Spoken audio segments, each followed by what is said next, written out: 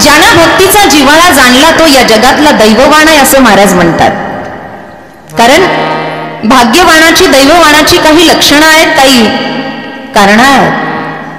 कुणाला दैववान म्हणावं, कुणाला भाग्यवान म्हणावं, कुणाला कमनशिबी म्हणावं, याचे काही नियम आहेत. त्यापैकीच असणारा दैववान जो आहे तो कोण आहे? जो या मृत्यू लोकामध्ये भगवंताचं नामचिंतन करून अत्यंत प्रकारच्या अंतरंग साधनेला पोहोचलेला असतो. ज्यानं भक्तीचा अंतरंग पाहला, नुसता पाहलाच नाही तर अनुभवला, त्याला म्हणतात त्याला भक्तीचा जिव्हाळा जाणता आला. अशा जाणकारांबद्दल बोलतायत. जाणे म्हणतायत, जाणे म्हणजे जाणकार. वंदनीय तुकोबराय जाणकारांबद्दल बोलतायत. जाणे भक्तीचा जिव्हाळा तो कोण आहे? दैवाचा पुतळा. आणि या विरहित फक्त ज्ञानाचे शब्द ज्याच्याकडे आहेत, ज्याच्या ज्ञानाला भक्ती आणि वैराग्याची जोड नाही, ज्याच्याकडे फक्त शाब्दिक ज्ञान आहे, महाराज म्हणतात यांना आम्ही मानत नाही. हो का पंडित शहाणा आणि नये माझे म्हणा. मग या भक्ती तत्वाला पोहोचण्यासाठी वारकरी संप्रदायामध्ये साधना आहे. त्यापैकी असणारी एक नाम साधना 3ऱ्या चरणात सांगितली आहे.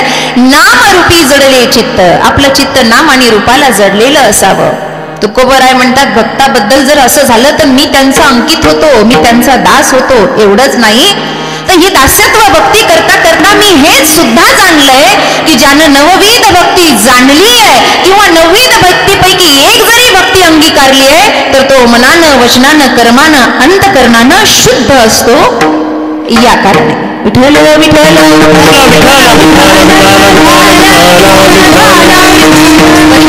आवश्यक देण्याचा परिहार असा ग्रामदैवत आहे गोरेश्वर मंदिर.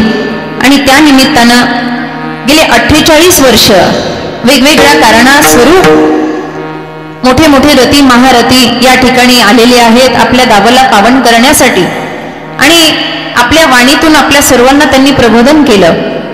तसंच याही वर्षी मोठ्या आनंदाने उल्हासाने काहीतरी वेगळं करावं म्हणून आमचे बापू काकाजी नागरे आणि त्यांचं सर्व मित्रमंडळ असेल, त्यांचं सर्व सहकारी मंडळ असेल, आपण सर्व गावकरी मंडळ असतात, त्यांनी एक विशेष प्रयोजन केलं की चला भक्तीसाठी आपण नवदा भक्तीचं प्रयोजन करू.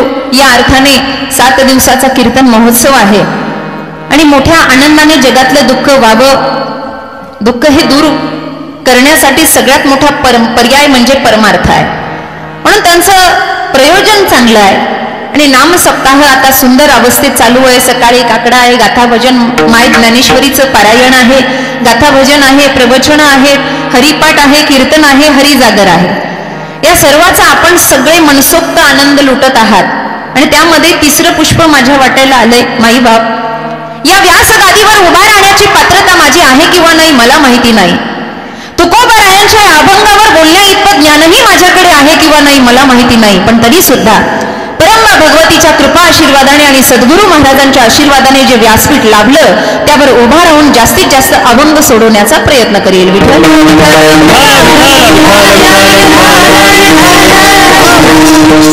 आजचे अन्नदाते या ठिकाणी श्री बाजीरावजी राजेबा काकडे आणि श्री संदीप भाऊ नरसाळे, श्री रामदासजी सहदेवजी नरसाळे परिवार.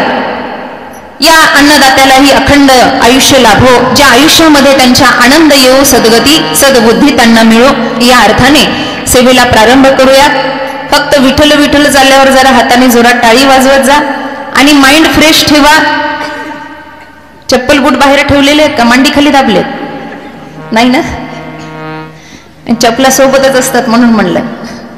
कीर्तनात चपलाकडे लक्ष, डाव्यात कावळ्याकडे लक्ष, दुसरं काय आहे?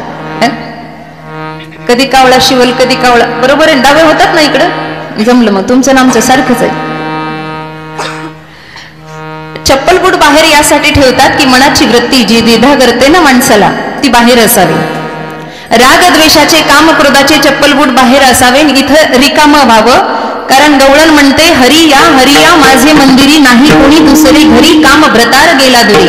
काम क्रोध लोभ मद मत्सर ज्याच्या अंतकरणातून दूर गेलेला तोच भक्तीचा सोहळा जाणतो. विठ्ठल विठ्ठल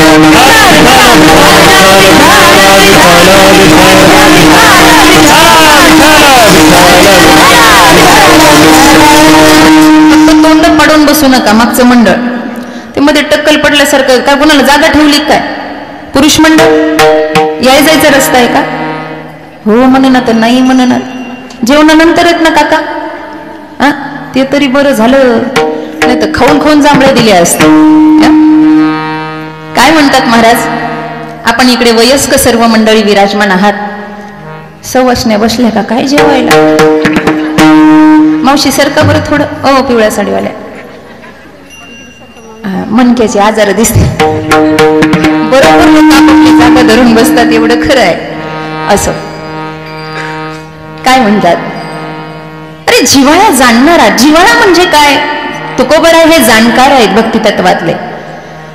तुकोबराय वरवरची भक्ती करणारे नाहीत. अर्ध्या हळकुंडानं पिवळी झालेली लोक मध्यातच लोकांना काहीतरी शिकवत असतात. ते समर्थ ज्ञानापर्यंत पोहोचलेलेच नसतात. निरोप आला काय हो, अमुक अमुक घराण्याचं नुकसान झालं, तुम्हाला कसं कळलं? त्यानं सांगितलं म्हणून कळलं. जाऊन पाहिलंय काय? जाऊन पाहिलं नाही ना, फक्त त्यानं सांगितलं म्हणून कळलं. म्हणजे आपली भक्ती सांगोवांगी भक्ती आहे. त्यानं सांगितलं यानं केलं, यानं सांगितलं त्यानं केलं. महादेवाच्या अंगावर रोज एक तांब्याभर पाणी ओततोय.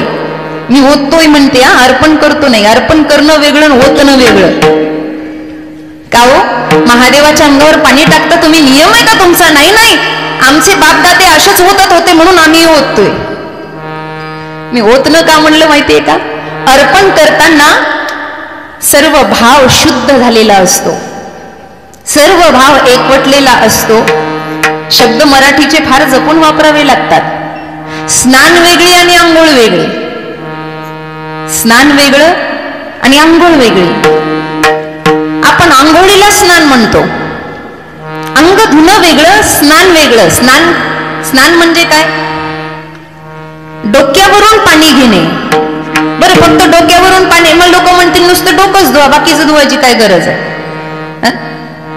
इथे ज्येष्ठू असतो, ज्येष्ठू ब्रह्मरंध्रामध्ये इथे ज्येष्ठू असतो. म्हणून आमच्या घरामध्ये, आपल्या घरामध्ये विशेष काही प्रोग्राम असेल, काही सेवा असेल, पूजा असेल, तर बाया डोकं धुतात. इथे पाणी ओतावं लागतं. इथे जलाचा स्पर्श झाला तरच त्याला स्नान म्हणतात. जर इथे स्पर्श झाला नाही तर त्याला फक्त अंग धुणे म्हणतात.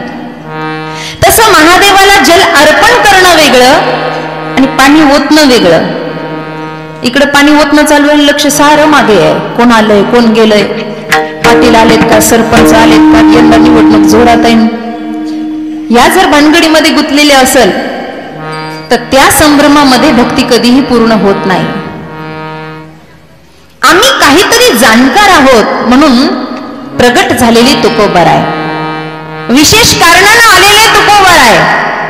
विशिष्ट कारण एकच आहे, जगाचा उद्धार करायचा आहे, बाकी काही कारण नाही, काही घेणं देणं नाही. आणि तो उद्धार करत असताना स्वतः सिद्ध व्हायचंय असं नाहीये. देवालाही माहित होतं तुकोबरायांना का पाठवलंय आणि तुकोबरायांनाही माहित होतं मी का आलोय.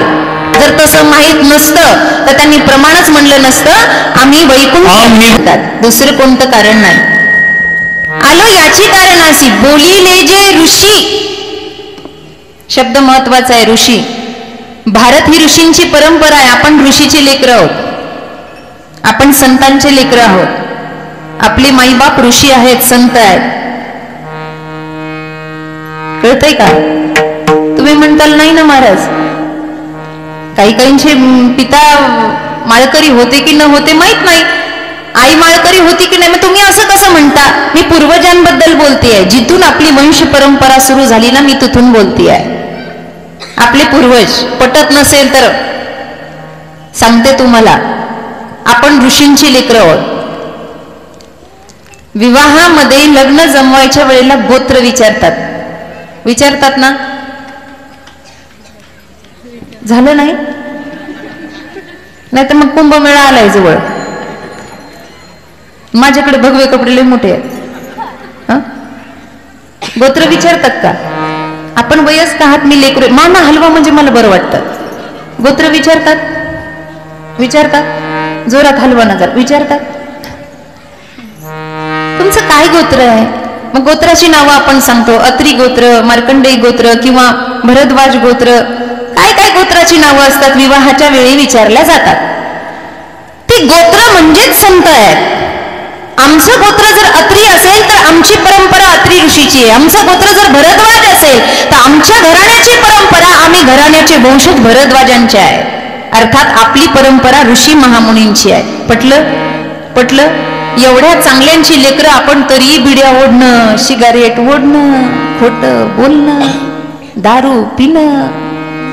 आपल्या गावात नाही बाई तसं, गोरे गावात नाही ना.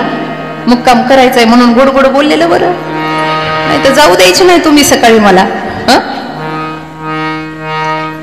आपण चांगल्यांची लेकरं आहोत. महाराज म्हणतात बोलिले जे ऋषी, जे ऋषी बोलले ते जशास तसं मांडण्यासाठी, मनाचं नाही तुकोबरायांच्या मनाचं नाही, जे ऋषींनी सांगितलं, जी परंपरा त्यांची आहे. काय झाडू संतांचे मार्ग, आड राणी भरले जग. भक्तीच्या पंथस्थामध्ये जे काटे आहेत ना भक्तांच्या, ते काटे दूर करण्यासाठी आम्ही आलोय. आम्ही तो रस्ता मोकळा करण्यासाठी आलोय. उद्धराया जन जेड जीव त्याच्यासाठी आम्ही आलोय. मोकळेपणानं परमार्थ व्हावा त्याच्यासाठी आम्ही आलोय. भक्ती एवढी सोपी नाहीये. देवपूजा करता करता जराही मन विक्षिप्त झालं, देवपूजा करता करता, शास्त्रातली भक्ती सांगते, देवपूजा करता करता जराही मन विक्षिप्त झालं तरी सुद्धा पाप लागायचं. वारकरी संप्रदाय श्रेष्ठ काय माहितीये? वारकरी संप्रदायामध्ये सगळ्यात मोठं काम चांगलं झालं की त्यांनी अवघडाचं सोपं केलं आणि सोपं करून जगाच्या समोर मांडलं. सोपे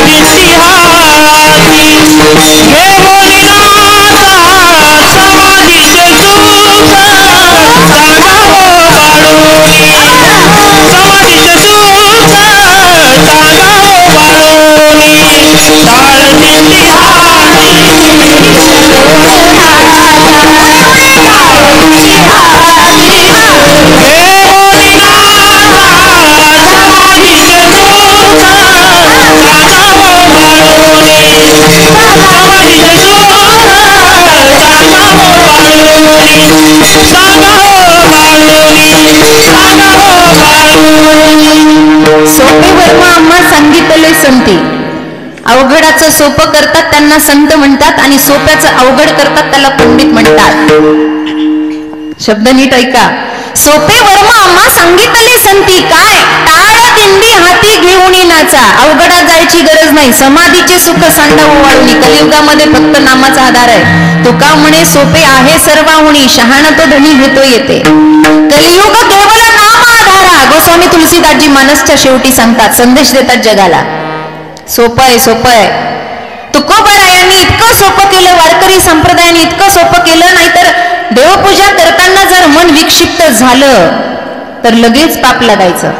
पण या संतादिकांनी गोळा होऊन देवाला सांगितलं, देवा जाऊ दे ना, भोळा बाबडा समाज कसं तरी भजन करतोय ना, कशी तरी भक्ती करतोय ना देवा, मग जाऊ दे. तू त्यांच्या मनाचा फार विचार करू नको, पण मनाचा विचार कर. शब्द नीट ऐका. तू त्यांच्या मनाचा फार विचार करू नको, पण मनाचा विचार कर. कारण मनाची द्विधावस्था असते.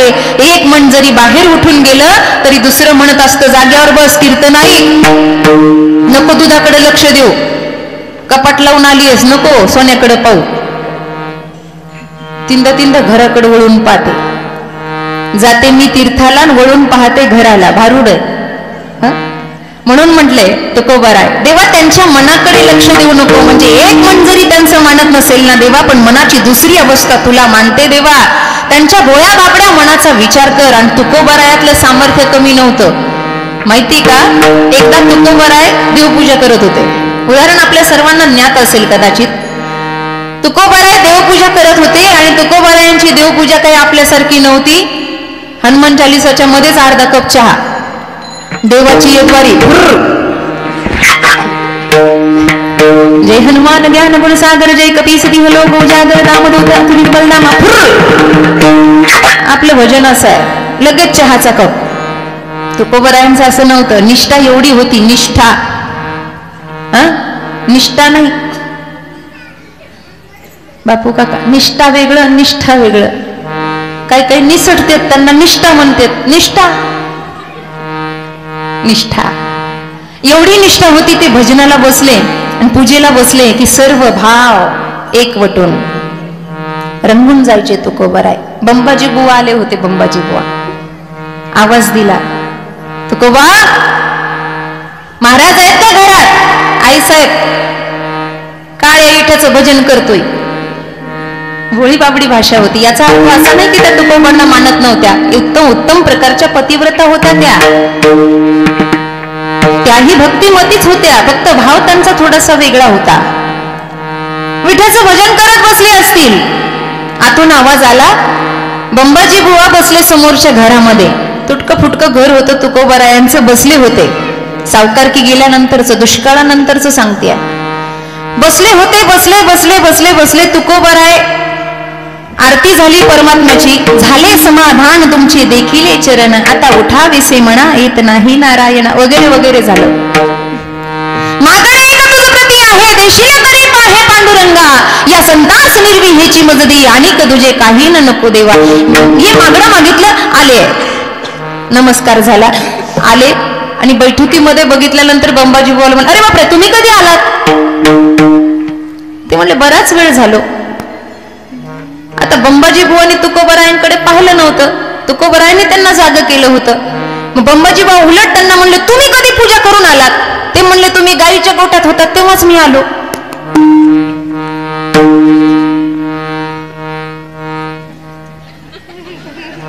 लढतां द्यायचंच नाही डोक्याला, घरी जाऊन विचार करायचा. तुकोबराय त्यांना म्हणले माझी पूजा केव्हाचीच झाली, तुम्ही जेव्हा गाईच्या गोठ्यात होतात ना तेव्हाच मी आलो. याचा अर्थ बंबाजी बुवा शरीरानं बैठकीत बसलेले होते आणि त्यांचं मन गाईच्या गोठ्यात गुंतलेलं होतं. हे सुद्धा ज्यांना माहित होतं त्यांचं नाव तुकाराम महाराज. भक्ती जाणावी हो त्यांनी, भक्ती जाणली त्यांनी, परमार्थ जाणला. जाणकार होते ते तुकोबराय. म्हणतात भक्ती ज्यानं जाणली, ज्यानं भक्तीचा अंतरंग जाणला, त्याला शब्द दिला त्यांनी मराठी भाषेतला जिव्हाळा. नख काढता काढता जर आतल्या भागाला स्पर्श झाला तर लय बरं वाटतं. ब्लेड जर आतून गेली ना एवढं गोड वाटतं. पुन्हा त्याच्यावर लाल मिरची लावायची, मग तर हा बघायचंच काम नाही. कधी लागली का? जिव्हाळी म्हणतात त्याला, जिव्हाळी. तसाच हा जिव्हाळा. इथे आत लागल्यावर दुःख होतं, वेदना होतात, आणि इथे आत लागलं की ब्रह्मानंदाची प्राप्ती होते. हा फरक आहे. फक्त लागलं पाहिजे, मन लागलं पाहिजे. तुकोबराय म्हणतात ज्याचं मन लागलं, ज्यांनी भक्ती रंग जाणला त्याला म्हणतात भक्तीचा जिव्हाळा लागला. त्याला म्हणतात भक्ती प्राप्त करणं. संतांचा महाराष्ट्र आहे गजबजलेला. प्रत्येक संतांची भक्ती होती म्हणूनच परमात्मा आला. तुकोबरायांसाठी आला. संत सावताबाबांच्या हृदयात बसला. गोरोबा काकांसाठी आला का? भक्तीचा जिव्हाळा जाणला म्हणून. आपल्या सर्वांना चरित्र माहिती आहे. चिखलामध्ये बाळ तुडवलं होतं, रोंदलं होतं. प्रमाण आहे त्याचं. नवलची गोष्ट ऐकत नाही बाई, नवलची गोष्ट ऐकत नाही बाई,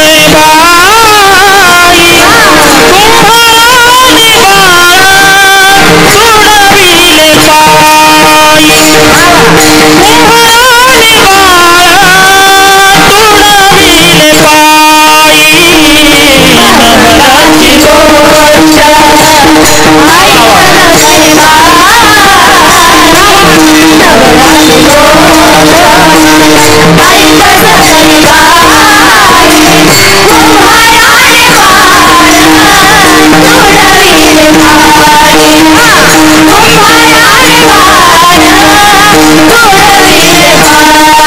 पायी. नवलची गोष्ट हसता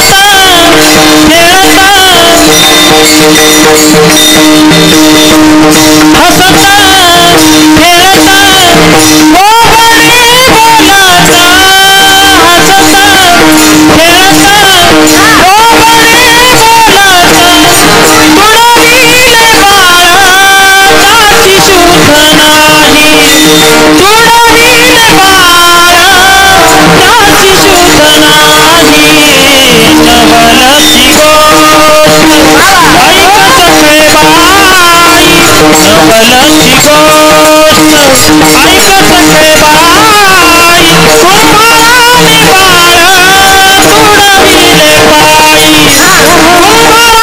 पायी कुंभाराने बाळ तुडविले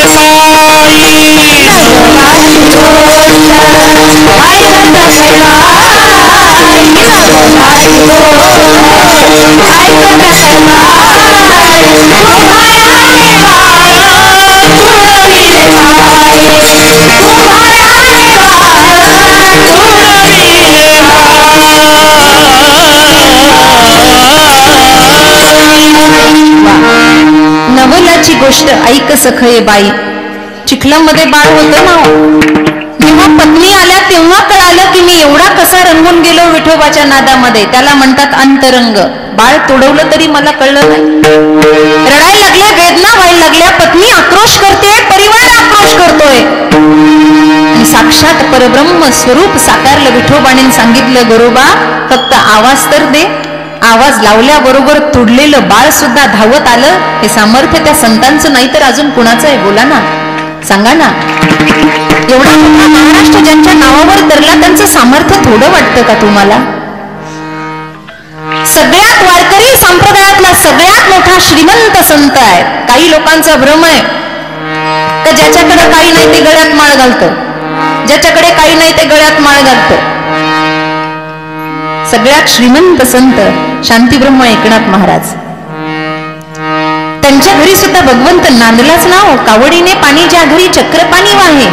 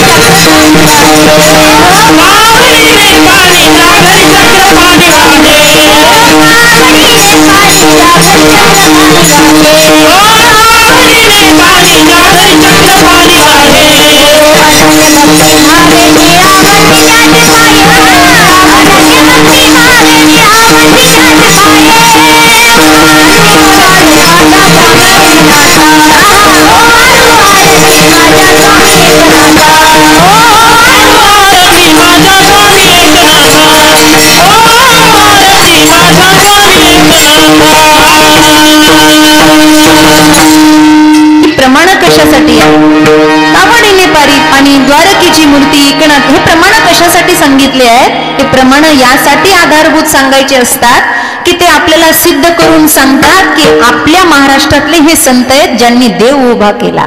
कळतंय का? उत्तर प्रदेश उत्तराखंड ही देवभूमी आहे आणि महाराष्ट्र ही संत भूमी आहे. पण महाराष्ट्रामध्ये खायला अन्न नसू द्या, घालायला कपडे नसू द्या, तरी छाती ठोकून आपण सांगू शकतो कारण देवभूमी तिकडे जरी असेल पण महाराष्ट्रात देव उभा करण्याची ताकद आमच्या संत माईबापामध्ये आहे. जाणे भक्तीचा जिव्हाळा, ते भक्तीचा जिव्हाळा जाणतात बाबा.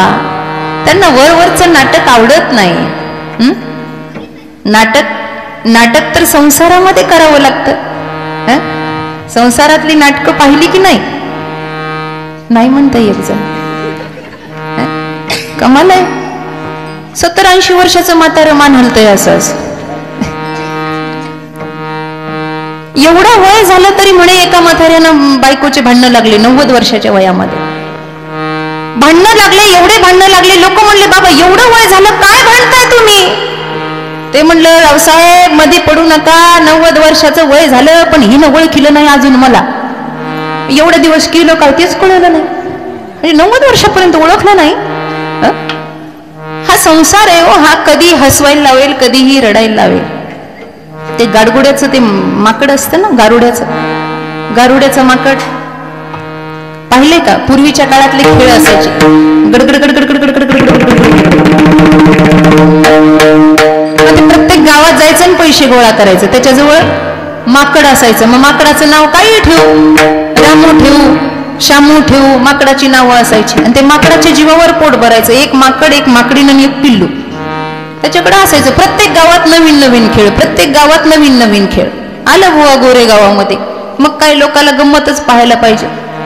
चला चला चला चला चला माकडाचा खेळ पाहूया. चला चला चला माकडाचा खेळ पाहूया. चला चला. बिना तिकिटाचा नाही. मग काढा 50-50 रुपये काढा ना. आणि ते गडगड गडगड गड करतं. सगळा गोल समाज जमतो ही मध्ये. म्हणतो चला खेळ बघायला. चला चला बघा राजू कसा उड्या पाहतो, रामू कसा उड्या मारतो. बघा बघा बघा रामूची कसरत बघा, रामूची कसरत बघा. आणि मग रामू जसा उड्या मारतो तसं तसं हे शिट्ट्या वाजवतं, ते डमरू वाजवतं. लोकांना म्हणतं बघा एवढा व्यायाम तुमच्याच्यानं जमणार आहे का? बघा कशी उडी मारली. 50 रुपयाची एक उडी. चला उडी उडी उडी उडी उडी उडी उडी उडी उडी काढा. 50-50 रुपये. जमतं का नाही मला? म्हणजे कीर्तन बंद झाले तर हे सुरू करायला. विठ्ठल विठ्ठल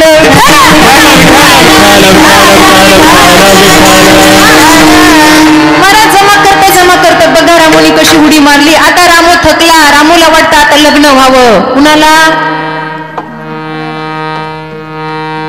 माकडाच सांगते हो मी. मला कशाला उगाच वाईट बोलू. मी असं काही बोलत नाही कधी. माकड म्हणतं मला लग्न करायचं लग्न करायचं लग्न करायचं. मग काय सांगावं? अहो या माकडाच्या लग्नाला पैसा पाहिजे. मग पैसा गोळा करायचा. चला चला चला 100 रुपये काढा. अहो मंडप लागेल, माईक सिस्टीम लागेल एवढी चांगली. अन्नदाते लागतील. लग्नाचा खर्च काय सोपा आहे का? नवरदेव नवरीचे कपडे. मग माकडीन लाजत लाजत लाजत लाजत येते. मग ते गाडगुडी तिथंच लग्न लावतं. चला बघा दोघाचा संसार थाटला. बघा बघा नवरदेव नवरी. बघा रामूची बायको आली, रामूची बायको आली, रामूची बायको आली. ते माकडही लाजतं माकडीन. त्यांना शिकवलेलंच असतं महाराज. ते दोघांचा संसार झाला की मग काय? अहो आता बघा यांना घर नाही, दार नाही, भांडे नाही, कुंडे नाही. यांनी राहायचं कसं? आता यांचं कसं काय होणार? पुन्हा ते 5-5 रुपये 100 रुपये गोळा करतं. मग त्याला पिल्लू होतं. बघा आता लेकरू झालं. पार्ले बिस्किटचा पुडा आणायचा. चला काढा 10-10 रुपये. असं सारखं गोळा करतो. सारखं गोळा करतं. गोळा करता करता करता माकडाचं सांगते लक्षात असू द्या.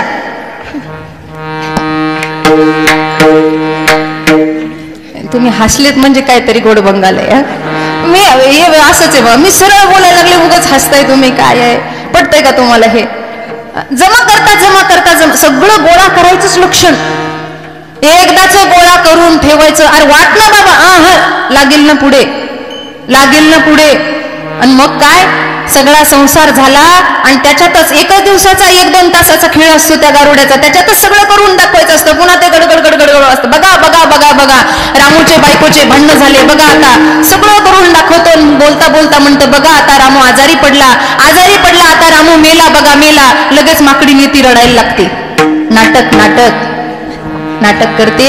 रडते आणि रडता पुन्हा लोकांना म्हणते बघा बघा नवरा गेला, कपाळाचं सौभाग्य गेलं. बघा आता खायला काही नाही, प्यायला काम नाही, आधार कोणाचा नाही, कसे कपडे घालू, काय करू, कसं जाऊ, कसं नाचू, कसं खाऊ, द्या पैसे द्या. पुन्हा गोळा करायचं काम. आणि ही गोळा करता करताच हे माकड उठून जातो तिथून. मेलेलं असतं ना, उठून जातो तिथून. नाटक आहेत बाबा.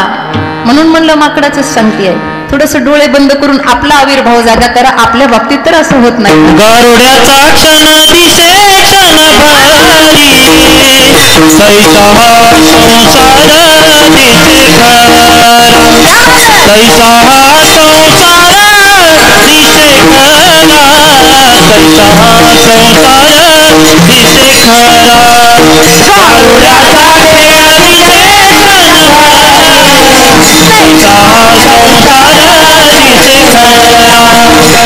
दिसे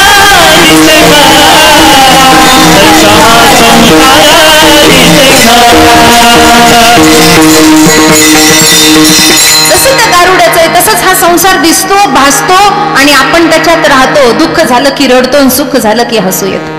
काय आहे महाराज, हे वरवरचं संसारात चालत असेल, समाजकारणात राजकारणात चालत असेल, भक्ती पंथकामध्ये वरवरचं चालत नाही.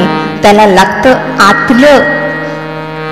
वरचं कसंही असू द्या, आतलं चांगलं पाहिजे. पण आमचं असं आहे, आम्हाला वरचं चांगलं करायची सवय आहे, आपल्याला प्रदर्शन करायची सवय आहे, डेकोरेशन करायची सवय आहे. आतमध्ये काही नाही, सगळं किडक आहे, सगळं खराब आहे, सगळं खराब. पांडुरंग वरचं पाहत नाही. त्यानं जर वरचं पाहिलं असतं तर दुर्योधन के मेवा त्यागो साग विदुर कर काही सबसे ऊंची प्रेम सगाई. त्यानं विदुरा घरच्या कण्या खाल्ल्या असत्या का सांगा ना मला. त्यानं जर वरवरचं पाहिलं असतं तर दैत्य कुळातल्या प्रल्हादाचा उद्धार त्यानं केला असता का सांगा ना मला. त्यानं जर वरवरचं पाहिलं असतं तर एवढ्या वर्षापर्यंत जिवंत असणाऱ्या मातंग ऋषीच्या आशीर्वादानं राहणाऱ्या माता श्रवणी अर्थात शबरीच्या झोपडीमध्ये राम गेले असते का सांगा ना मला. तो वरवरचं पाहत नाही ना दादा, तो पाहतो तो अंतरंगातलं, त्याला आवडतं ते अंतरंगातलं. तुकोबाराय म्हणतात अंतरंग चांगला असावा तसा जिव्हावाचा असावा. देवा तुझं माझं नातं असं आहे की तुझ्याशिवाय मी राहूच शकत नाही. देवा तुकोबारायांना देव एकदा म्हणला होता, तुका तुला भजन करण्याची गरज नाही, तुका तुझं वैराग्य मी पाहिलं, तुका तुझी भक्ती मी पाहिली. तुकोबारायानं उत्तर दिलं, माई लेकराचं जसं नातं असतं, पाण्याचं माशाचं जसं नातं असतं ना, तसं तुझं आणि माझं नातं आहे देवा. तुझ्याशिवाय मी राहू शकत नाही. जीवना वेगळी मासोळी तैसा तुका तळमळी. कबीर महाराजांनी हे सांगितलं, तुझ्याशिवाय राहूच शकत नाही. तू का म्हणतोय आम्हाला की आता बस झालं बास झालं. अरे जोपर्यंत ही श्वास चालू आहे ना तोपर्यंत हे नाम चालू आहे. नाम संपलं की श्वास थांबली. आपलं उलट आहे, श्वास थांबली की आयुष्य संपलं म्हणतो आपण. श्वास थांबलं की मला सांगा, जगात सगळ्यात मोठा विश्वासघात कोण करतं आपला? कोण करतं? सगळं माहित असतं आपल्याला, फक्त एकच गोष्ट माहित नसते. आपल्याला वाढदिवसाच्या तारखा माहित असतात. दरवर्षी आपण थाटामाटात केक कापतो, साजरा करतो. अजून पुढचं बोलते, आमच्या बायालाही हुशार. गॅसची टाकी संपली आणि गॅसची टाकी भरून आणली का सिलेंडर कोणत्या दिवशी घरी आलं आमच्या बाया तारीख नोट करून ठेवतात. हुशार बायांनो, एक सांगा, आणलेल्याची तारीख लिहिली, कधी संपणार हे कळतं का? कधी टाका देईल सांगता येत नाही. तसं जगात सगळ्यात मोठा विश्वासघाती आपला श्वास आहे, तो कधी जाईल सांगता येत नाही. पण महाराजांचं उलट आहे, ते म्हणले नाम थांबलं की आमची श्वास थांबली असं आहे.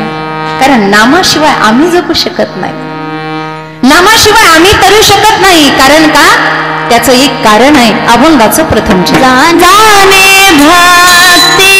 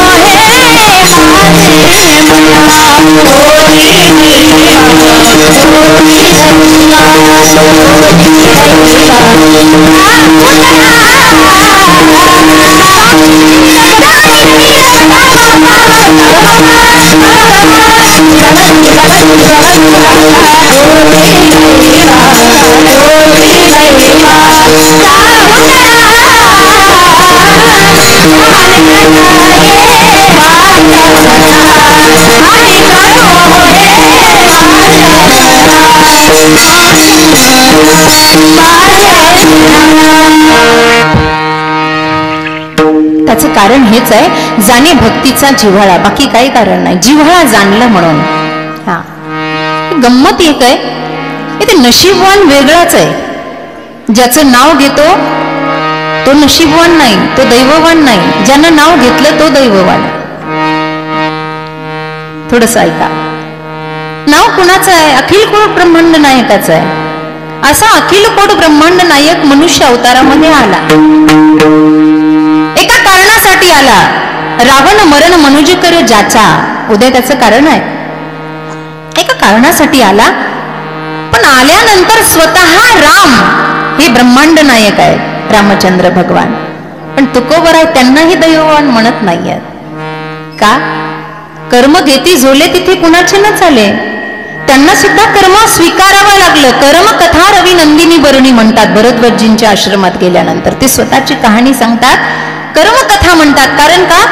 14 वर्षाचा वनवास भोगावा लागला. 14 वर्ष. नवीनच विवाह करून आले आहेत. रामचंद्रांच्या बाबतीमध्ये, प्रभू रामचंद्रांच्या बाबतीत सांगते, नवीनच विवाह करून आलेत प्रभूजी.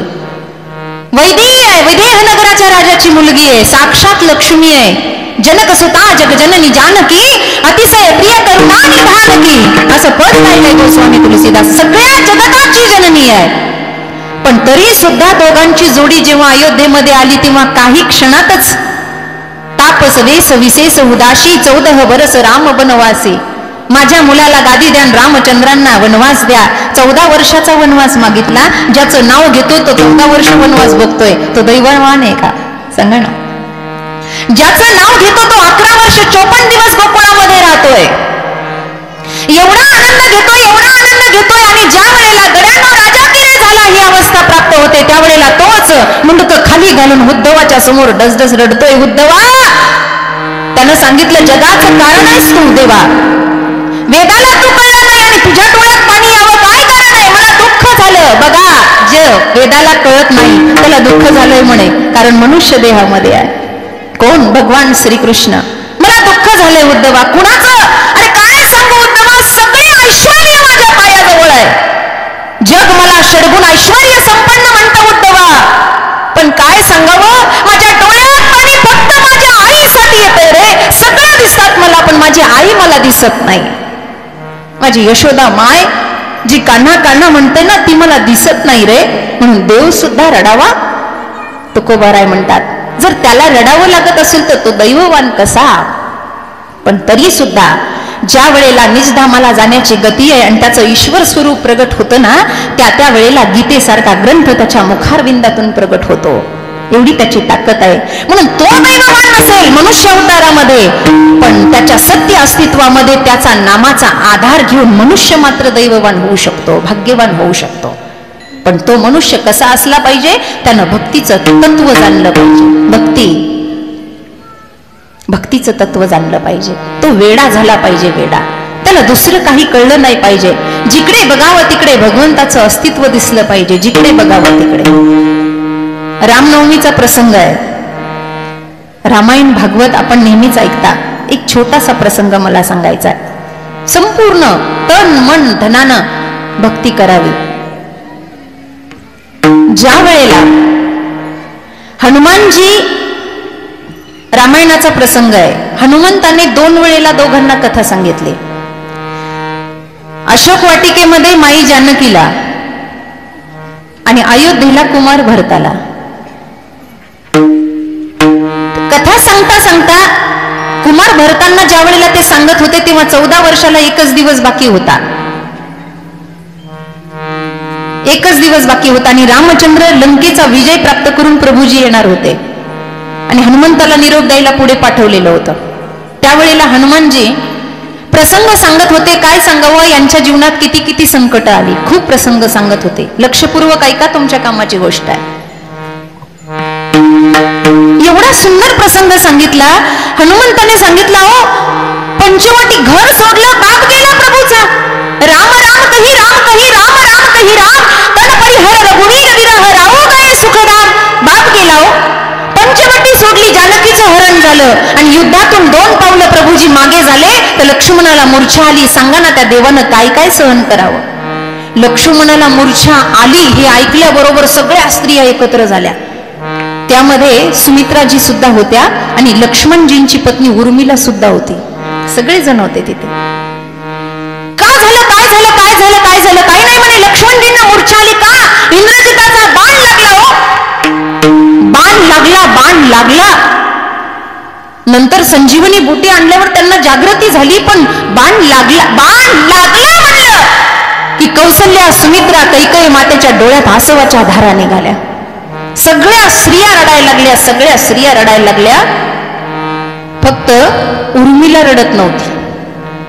सगळे रडत होते, फक्त उर्मिला रडत नव्हती. सगळा समारोप झाला, रडणं थांबलं, सगळं झालं. लक्षपूर्वक सर्वांगाचे कान देऊन महत्वाची गोष्ट सांगाय. सगळे रडत होते, लक्ष्मणाची पत्नी उर्मिला बाई रडत नव्हत्या, उर्मिला देवी रडत नव्हत्या. सगळं झाल्यानंतर सुमित्रा मातेने उर्मिलेला बाजूला घेतलं. सासूबाई होत्या ना, बाजूला घेतलं. का ग उर्मिले, अगं एवढं सगळं झालं, तुझ्या पतीला बाण लागला, सगळ्यांच्या डोळ्यात पाणी आलं, पण एवढी निष्ठुर का? तुझ्या डोळ्यात एकही आसवाचा थेंब नाही, तुझ्या डोळ्यात जराही पाणी नाही, एवढी निष्ठुर का? एवढी रागवलीस माझ्या लेकरावर? 14 वर्ष तुला सोडून राहिला म्हणून? पटकन पाय धरले आई स्वरूप सासूचे, सांगितलं, आई मी त्याच्यासाठी नाही रडले. आत्मविश्वास भक्तीतला बघा किती मोठा आहे. त्यांनी सांगितलं, माझ्या डोळ्याला पाणी नाही आलं आणि मला खोटं वाटलं की त्यांना बाण लागला. का? त्यांनी सांगितलं, संपूर्ण अंग रामनामाने भरलेलं असल्यावर बाण लागायला जागा तर पाहिजे ना. अरे बाबा, बाण लागायला जागा तर पाहिजे. बाण लागलाच नसेल त्यांना, त्यांनी नाटक केलं असेल. बाण लागूच शकत नाही. सांगा मला, ही भक्तीचा अंतरंग तुकोबाराय म्हणतात. हा अंतरंग जाणणारा भक्त पाहिजे. नाहीतर मग थोतांड घेऊन जगामध्ये कितीतरी लोक फिरतात ना. आम्ही या रस्त्यावर आहोत, आम्ही या मार्गावर आहोत. वेगवेगळ्या प्रकारची लोक ढोंग करतात. परमार्थ म्हणजे काय? हो म्हणजे काय? आम्ही डिग्र्या घेऊन फिरतो जगतामध्ये. आम्ही आमचं सांगतो, लोकांचं सांगण्यात काही तात्पर्य नाही. हम आप बीती कहते हैं और रोकणे. ह करून टिंब, भ करून टिंब, प करून टिंब. काय आहे? हरीची भक्ती प्राप्त करण्याच्या योग्यतेचा असला तर त्याला हबप म्हणतात. ज्यानं हरीची भक्ती प्राप्त केली, निळोबारायांचं स्थान आपल्यापासून दूर नाहीये. त्या काळामध्ये काय शिष्य होते आणि काय गुरु होते महाराज. कुलकर्णी घराण्यामध्ये पिंपळनेर येथे जन्म झालेले निळोबाराय, विद्वत्ता परिपूर्ण. आहा, मी नेहमी कीर्तनात निळोबारायांचं चरित्र सांगते. एवढी विद्वत्ता, एवढी विद्वत्ता. माणसाने असावं तर संप्रदायात असं असावं, नाही तर काही नाही. मग चाललीचे वारी, वारी वारी जन्म मरणाची वारी म्हणे. वारी सगळी भरीच असती. वारी काय वारी? काही नाही बाबा, हे सगळं वरवरच आहे. स्वतःला अनुभवून बघा. 2 दिवस घर सोडून बघा. अखंड आयुष्य परमार्थामध्ये तुकोबारायांनी घातलं. कधी मागे वळून पाहिलं नाही, कधी पाहिलं नाही. चोखा महाराजांनी कधी मागे वळून पाहिलं नाही. काय अस्तित्व त्यांचं मोठं होतं. महाराज मागे बघायची गरजच नाही, कारण का तो सगळं सांभाळणार आहे ना. सगळा भाव त्याच्याजवळ आहे आमचा. हा भाव ठेवण्यासाठी सुद्धा योग्यता पाहिजे, अधिकार पाहिजे. त्याच्यावर आम्ही आमचा भाव अर्पण केलाय या अर्थाने. नाहीतर मग आम्ही जाणलं काय जाणलं? सगळं शब्दाद्वारे माहिती आहे. आद्यगुरु शंकराचार्यांचं अष्टक आहे, त्याच्यामध्ये भाव, सुंदर भाव सांगितलाय. शरीरम स्वरूपम तथा वा कलत्रम यशश्चारु चित्रम धनं मेरुतुल्यम. शरीरम स्वरूपम तथा वा कलत्रम यशश्चारुचित्रम धनुर्वैरुल्यम मनश्चेन लग्नं प्रभुरमृतमेतत्किं तत्किं तत्किं तत्किं षडङ्गादिवेदो मुखे शास्त्रविद्यां कवित्वादिगद्यं सुगद्यं करोति षडङ्गादिवेदो मुखे शास्त्रविद्यां कवित्वादिसुगद्यं मनश्चेन लग्नं प्रभुरमृतमेतत्किं तत्किं तत्किं तत्किं नाही पण आता या तालावर म्हणावं लागले शरीरम स्वरूपम तथा वा कलत्रम यशश्चारुचित्रम धनं मेरुतुल्यम मनश्चेन लग्नं प्रभोरम ह्रीपद्मे ततः किं म्हणजे काय माहितीये का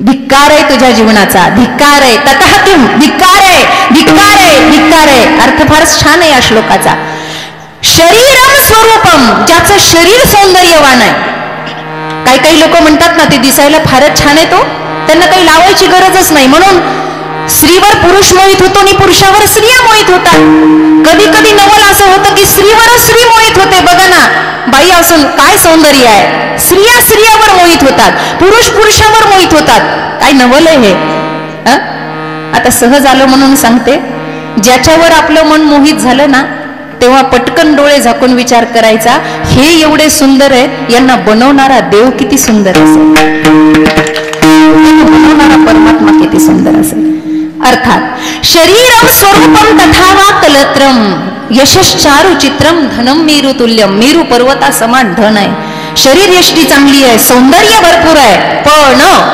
आद्य गुरु सांगतात मनश्चेन लग्नं प्रभोरम ग्रीपदने जर मन परमार्थात लागलं नाही ना तर धिक्कार आहे त्या जीवनाचा धिक्कार आहे याच्या पुढेही सांगितलं षडंगादी वेदो मुखे शास्त्रविद्या ज्याच्या 6 वेद 4 वेद 6 शास्त्र 18 पुराण उलटही पाठ आहेत आणि सुलटही पाठ आहेत एवढा विद्वान आहे हरिपाठ उलटाही माहित पाहिजे आणि सुलटाही माहिती पाहिजे कधी कुठूनही सुरुवात करता आली पाहिजे त्याला म्हणतात पाठांतर सगळं मुखोद्गत आहे षडंगादी वेदो मुखे शास्त्रविद्या कविद्वादी गद्यम सुपद्यम छान गातो गायन छान आहे आवाज सुंदर आहे हा मंत्रमुग्ध पण मनश्चेन लग्नं प्रभोरम ग्रीपदने मन जर परमार्थात लीन नसेल ना तर धिक्कार आहे त्या जीवनाचा धिक्कार आहे त्या विद्वत्तेचा धिक्कार आहे त्या गाण्याचा धिक्कार आहे त्या ज्ञानाचा विठ्ठल विठ्ठल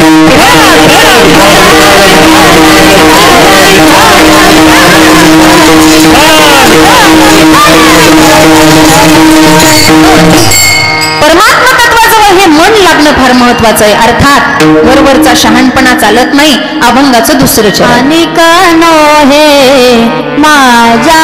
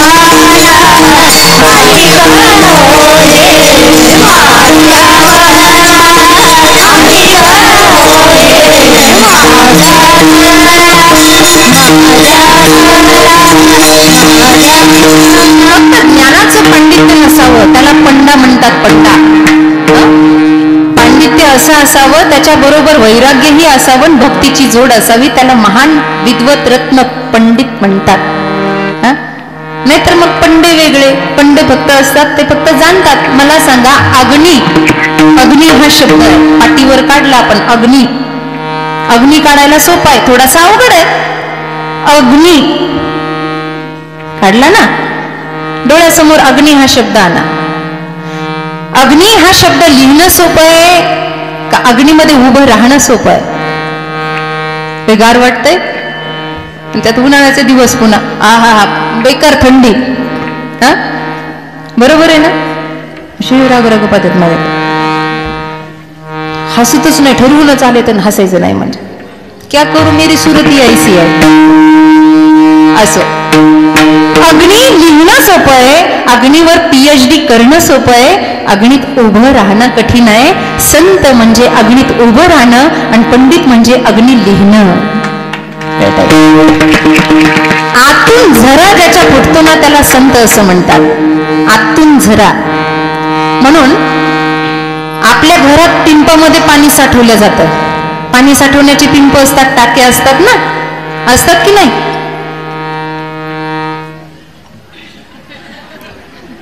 असतात.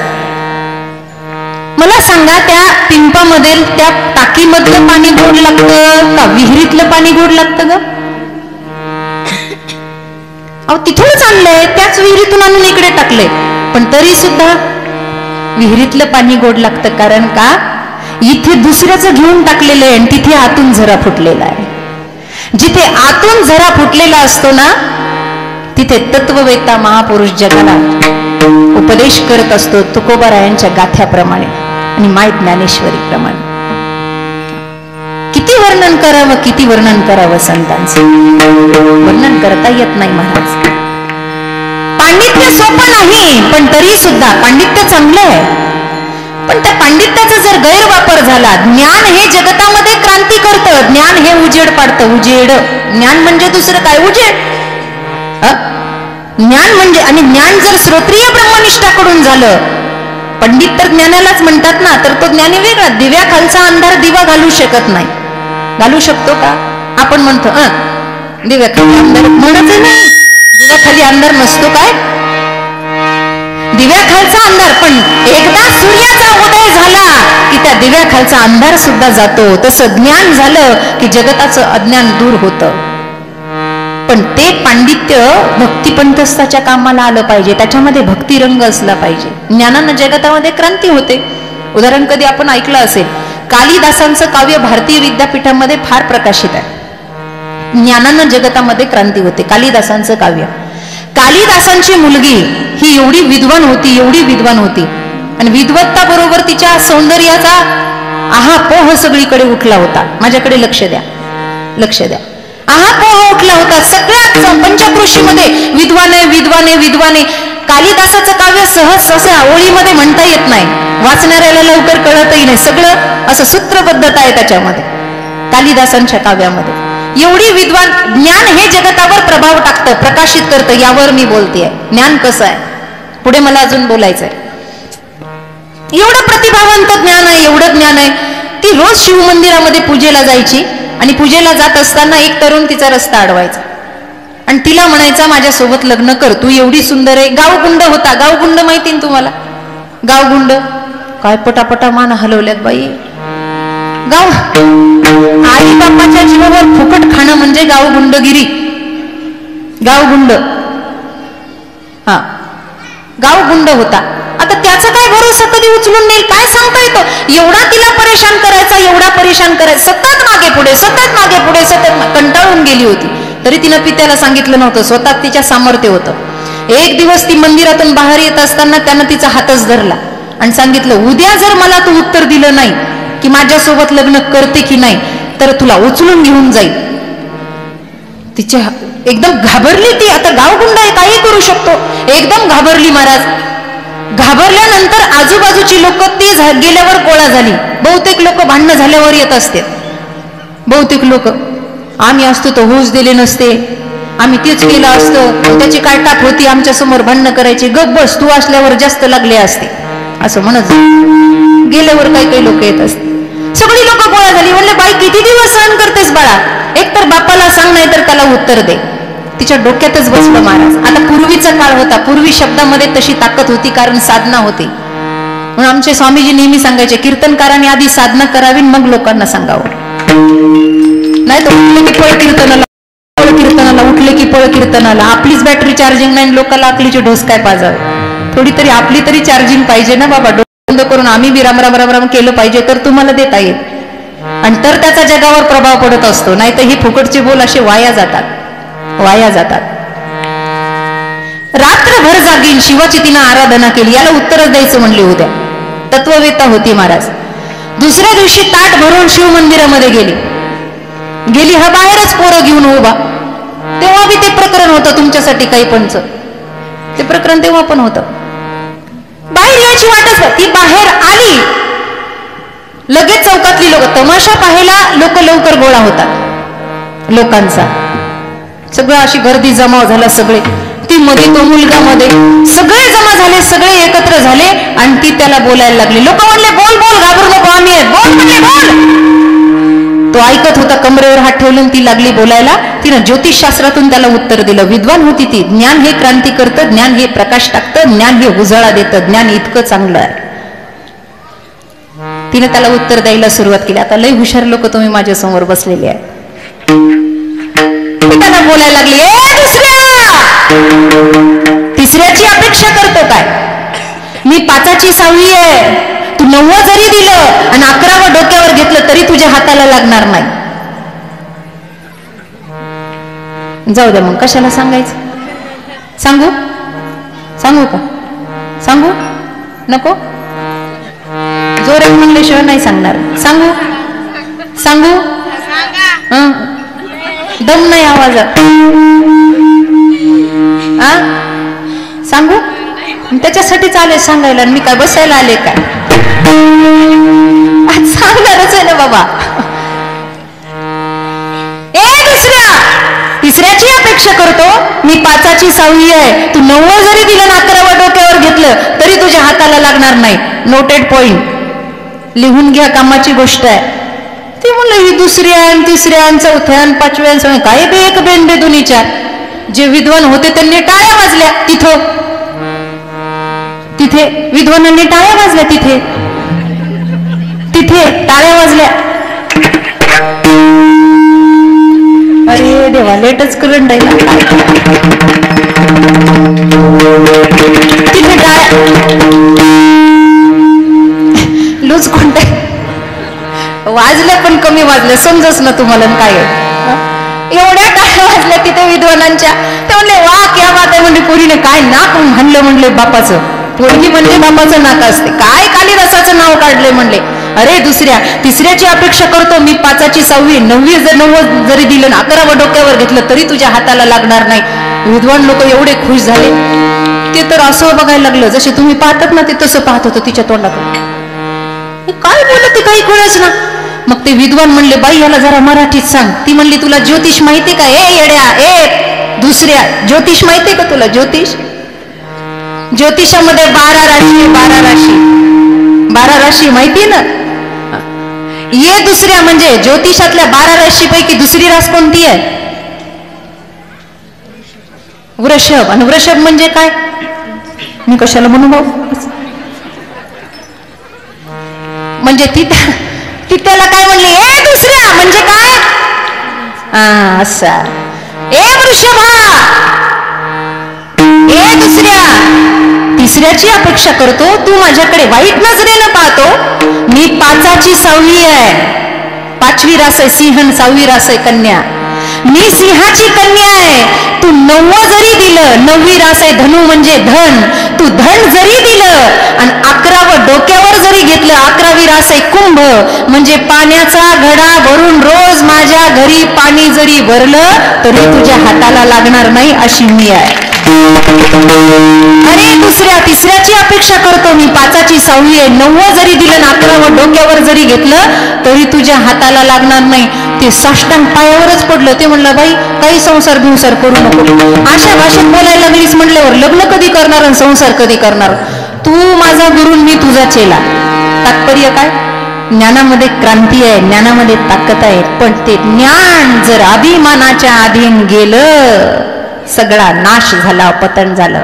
मग त्याच्या मनाचे शहाणपणा सुरू होतात. बरोबर आहे. तेच म्हणतात हो का पंडित शहाणा. ज्ञान आहे पण शहाणपण एवढं आहे की ते शहाणपण भक्ती पंथस्थामध्ये लावताच येत नाही. शहाणपणामध्ये 2-3 प्रकार आहे. एक येड शहाणं, एक मध्यम शहाणं आणि एक अति शहाणं. एक येड शहाणं सांगितल्याशिवाय काम करीत नाही.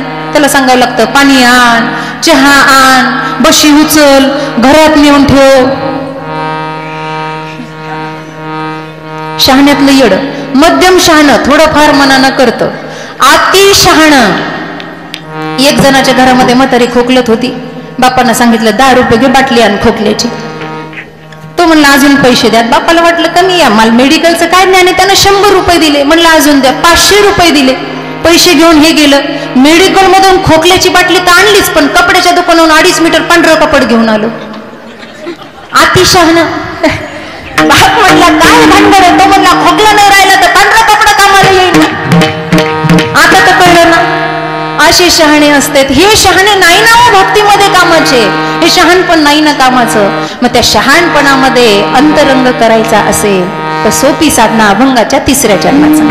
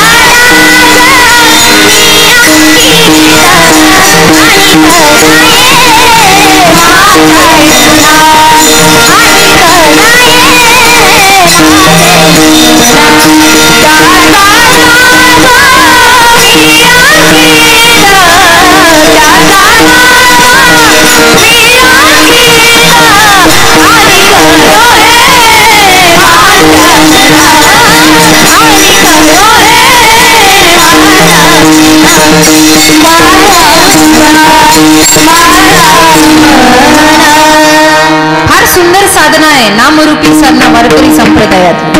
वारकरी संप्रदायात आम्ही नामाचे धारक, नुनो प्रकार अनेक सर्व भावे एक. आम्हाला फक्त विठ्ठल प्रमाणे एक गाऊ आम्ही विठोबाचे नाम, अनेक आपले काम नाही. आता नाम राम राम राम राम जे काही तुम्ही म्हणाल, ज्या कुणी भगवंताचे तुम्ही आराध्य असाल, जरुरी नाही कुणी श्री विठ्ठलाचे भक्त असेल, कुणी परंबा भगवतीचे भक्त बसलेले आहात, कुणी गोरेश्वराचे भक्त असाल, पावन सानिध्य भक्त कोणाचेही असाल, पण जे नाम घ्याल ना तिथे महत्वाचा शब्द वापरलाय.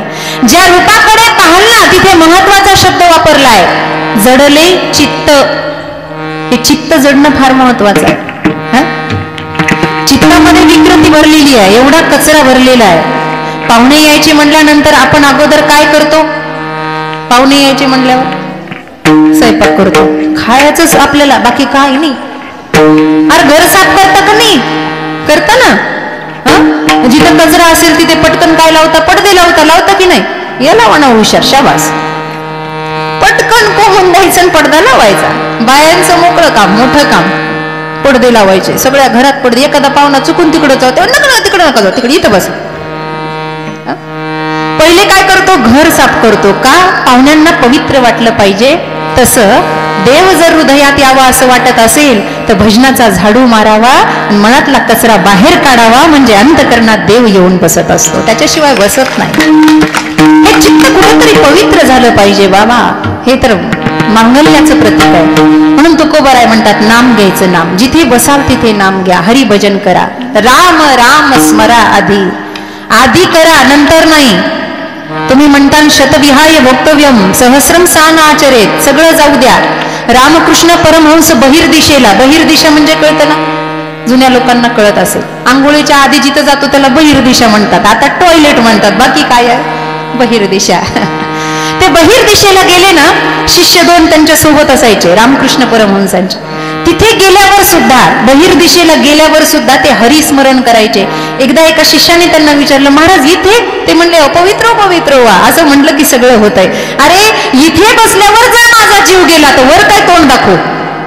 त्यांचं अंतकरण एवढं पवित्र झालेलं होतं. मला सांगायचंय, एक क्षण सुद्धा विभक्तता भगवंतापासून त्या भक्तांना आवडत नाही. कारण का, सदैव त्यांचं चित्त त्या परमात्माकडे, सदैव त्यांचं मन त्या परमात्माकडे, एक क्षणही त्याच्यापासून वेगळं नाही, अलग नाही, करायची गरजही नाही. एकरूपत्व झालं. तुका विष्णू नाही दुजा, महाविष्णूचा अवतार सखा माझा ज्ञानेश्वर. एकरूपत्व झालं ना. आणि ते एकरूपत्व आपल्या ठाई व्हावं म्हणून तर अखंड हरिनाम सप्ताह, बाकी कशासाठी आहे. 48 वर्ष झाले अजून स्वप्नात येईना देव. आला का नाही म्हणता खुशाल. एकीच्या तरी यावा ना. काळा आहे का गोरा आहे खरंच. 48 वर्ष झाले आम्ही सकाळपासून संध्याकाळपर्यंत ती साधना करतो, अखंड नामचिंतन करतो. पण आमच्या ध्याना मनात संसारच बसलेला असल्यावर तो ध्यानात येईल कसा, स्वप्नात येईल कसा. जागृत सुषुप्त अवस्थेत सुद्धा आम्हाला संसाराचं भान, संसाराची आसक्ती आहे. स्वप्नात देव येईल कसा. तुकोबराय म्हणतात, मन त्याला देऊन टाकायचं. बघा, मन खूप चंचल आहे. लक्ष द्या माझ्याकडे. मन चंचलाचा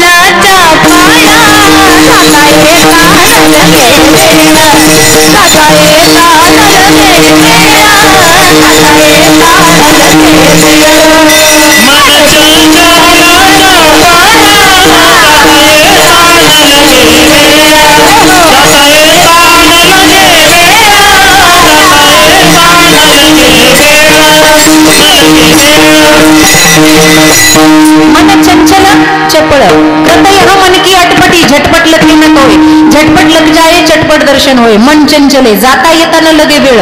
मुंबई म्हणा, मुंबई गेलात का, आता आळंदी म्हणा, आलात का दर्शन करून. इतकं चपळ आहे. आपल्याला जायची गरजच नाही, ते लगेच जाऊन जाता येताना लगे वेळ. बहु चंचल चपळ तुकोबरा. अर्थात हे संत प्रमाणात येतात ना आपल्या समोर, ही काही विनाकारण नाही. याची चंचलता स्थिर करायची असेल तर त्याला भगवत तत्वाचं ध्यान करायचं आणि रात्रंदिवस स्मरण करायचं, बाकी दुसरं काही नाही. राम राम राम राम, कृष्ण कृष्ण, हरेर कृष्णम हरेर कृष्णम, कृष्ण कृष्णेति कृष्ण. आम्हाला जप कसा करावा, ध्यान कसं करावं आम्हाला काही कळत नाही. ध्यानाला जरी आम्ही बसलो, मराठवाड्यातली एक म्हण आहे, मन नाही थिरीन दुपटनं उड्या मारे. मन नाही थिरीन दुपटनं उड्या मारे. ज्याला कळलं त्याला कळलं असेल. जुन्या काळातली म्हण आहे. मन स्थिर नाही, दुपट्ट्याला दोष देऊन काही उपयोग नाही. याचा अर्थ काय आहे, थोडी विक्षिप्तता बंद करा, नाही तर मला जय विठ्ठल घ्यायला. शांत बसा, थोडा वेळच सुरू राहणार आहे कृत का संपू. 9 वाजलेत, करायचं बंद. मला काय नाही, मागणं पुढं चल तडातड, तुमचा विचार करा. मला काय, मी 11 वाजेपर्यंत केलं. घ्यायचं का जय विठ्ठल बापू काका, चालू राहू देऊ. मग चुळबुळ बंद करायला लाव. विठ्ठल विठ्ठल विठ्ठल.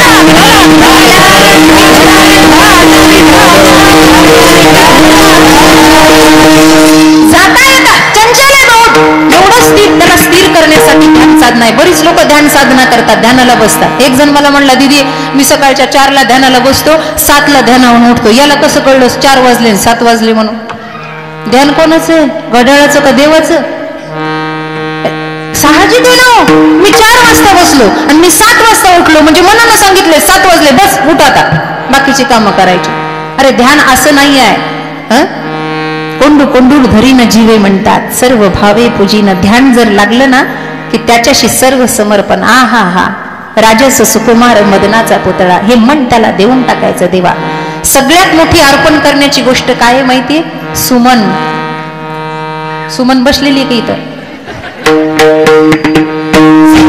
सुमन म्हणजे फूल आणि सुमन म्हणजे चांगलं मन.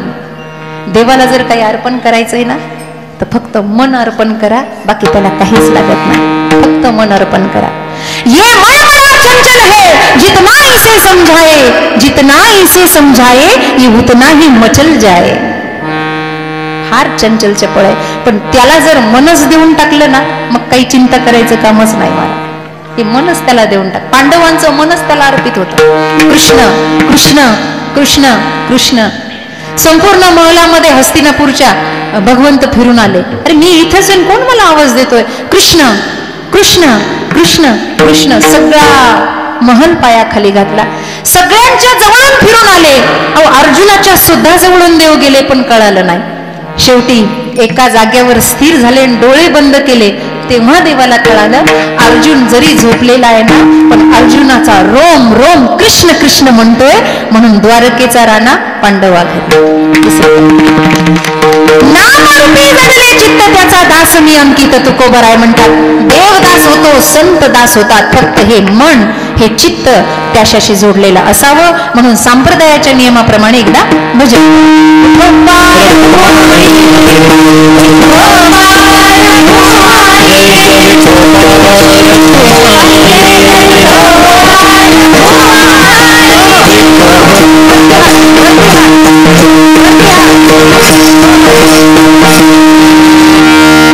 कमानीच्या मागच्या काय उपास बसलेलं पुरुष मंडळ मला दिसतात. इथून भिंतीच्या जवळ टेकून बसलेले, ओट्यावर बसलेले, वरती हात करा. चला पुरुष मंडळ वरती हात. शेजारची शपथ तुम्हाला वरती हात करा. वरती सरळ ताट सरळ. तरी तरीच ना वरती हात. वरती हात सरळ. बोला महाराज.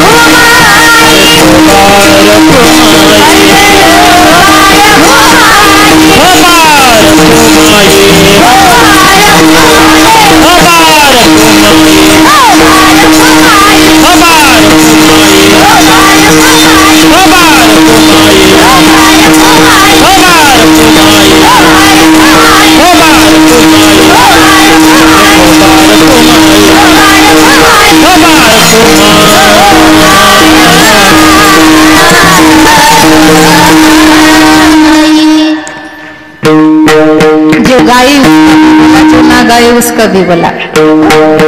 या अर्थाने नामरूपी जडले चित्त त्याचा दास मी अंकित. अनिक नव्हे माझ्या म्हणा होका पंडित शहाणा. तुकोबारायांनी नवदा भक्तीकडे दृष्टी टाकलेली आहे. ही नवदा भक्ती भागवतातही आहे आणि रामायणामध्ये आहे. श्रवणम कीर्तनम यस्य स्मरणम पाद सेवनम अर्चनम वंदनम दास्य सख्य आत्मनिवेदनम. ही श्रीमद भागवत महापुराणातली नवदा भक्ती आहे. तर प्रथम भक्ती संतन कर संगा, दुसरी रती मम कथा प्रसंगा ही रामायणातली आहे. फरक थोडासा आहे, बाकी जास्त नाही आहे. श्रवण करा, या कानाने ऐका, या डोळ्यानं त्यालाच पहा, कानानं त्याचंच ऐका. वाणीनं बोलाल तर त्याच्याबद्दलच बोला. जीवनातला अंधकार दूर करणाऱ्या गुरुच्या शरणांगतीमध्ये या. मनातलं कपट दूर करा, तीर्थयात्रा करा. यज्ञ यागादी कर्म शुद्ध पवित्र भावनेने करा. आपणही भजन करा, इतरांनाही भजन करायला सांगा. ही अशा नवदा भक्ती आहे. कळतंय का? या नवदा भक्तीतली एक जरी भक्ती अंगीकारली ना तर तुकोबाराय शेवटच्या चरणात सांगा.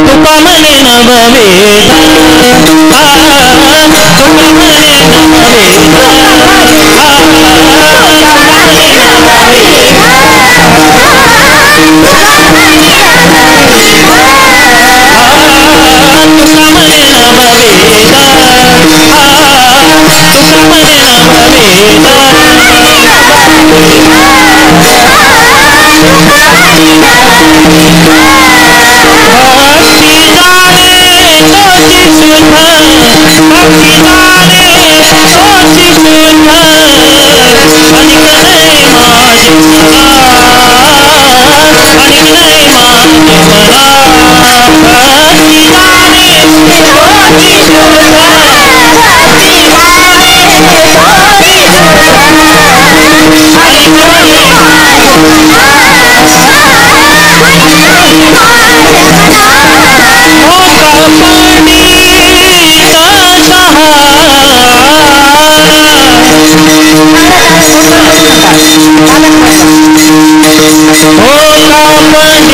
ग